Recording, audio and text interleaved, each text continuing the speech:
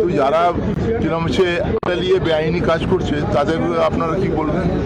কোথায় নোটিশ, কোথায় সুপ্রিম কোর্টের অর্ডার মানা হচ্ছে? এবং সেই জায়গা আজকে আমি সরকারকে বলবো, যদি সুপ্রিম কোর্টের অর্ডার যদি আপনারা মানেন, তাহলে আপনি দাবি কীরকম করছেন? সংবিধানের উপরে শপথ নিয়ে কি আপনি আইনের কাজ করছেন? সারা কলকাতা, বড়বাজারে নেই, হাবড়ায় নেই, 12তলা বিল্ডিং 4 ফুটের উপরে, আজকে বেলেঘাটা নেই, তাহলে সব জায়গায় কেন ভাঙা হচ্ছে না? শুধু বেঁচে বেঁচে কপছে কেন?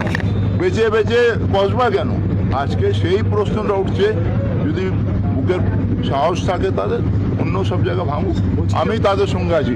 অবৈধ কনস্ট্রাকশন যদি সব থাকে বাংলা প্রত্যেক জায়গায় ভাঙুক, আমরা সাথ দেবো। ফয়াজ খানের বলা হচ্ছে 90টা সম্পত্তি এবং তাতে নোটিশ করছে পুরসভা। উত্তর দিয়ে দেবো, 90টা হোক, 100 টাকা। আমার পৈতৃক সম্পত্তি অনেক বেশি আছে, 90টা কোথা থেকে আসলো? 90-এর বেশি হতে পারে, কমও হতে পারে। এবং ফয়াজ খান কেন, জাভেদ খানেরও অনেক সম্পত্তি আছে।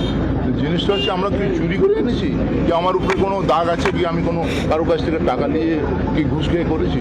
আমার যেটা আছে পৈতৃক সম্পত্তি, বাপ ঠাকুরদাদের সম্পত্তি, আমার রাইট আছে এবং আমার সব কাগজ আছে।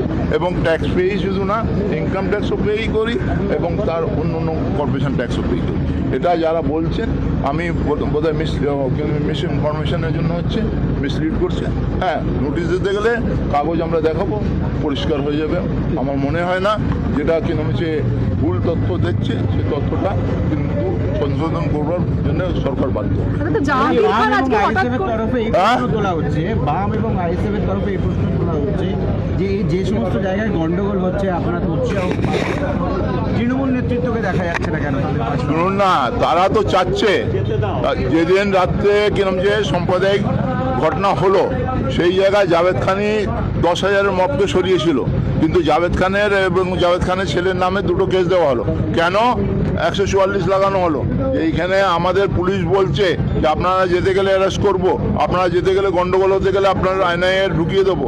তাহলে জাভেদ খান আইনটা হাতে তো নেবে না, 144 আছে, সেই জন্যে জাভেদ খান সেইখানে যায়নি। কিন্তু আমি যেতে গেলে উত্তেজনা বাড়তো, গুলি চলতো, দায়ী হতো কেউ, দায়ী তো আমাকে করতো। সেই জন্যে আজকে কিছু প্রিকশন নিতে হয়, সব জিনিসের জন্য আমাকে যেতে হবে। আমার এলাকা ঠিক আছে। আজকে যারা ভাঙছে বাড়ি, তারা কি আইন মেনে ভাঙছে? এটা প্রশ্ন উঠছে। জাহাঙ্গীর খানের ব্যাপারে জাহাঙ্গীর খান বলতে পারবে, আমি অভিষেক বন্দ্যোপাধ্যায়ের সম্বন্ধে অভিষেক বন্দ্যোপাধ্যায় বলতে পারবেন। জাভেদ খানের ব্যাপারে জিজ্ঞেস করুন, বলবে আমার এলাকার ব্যাপারে।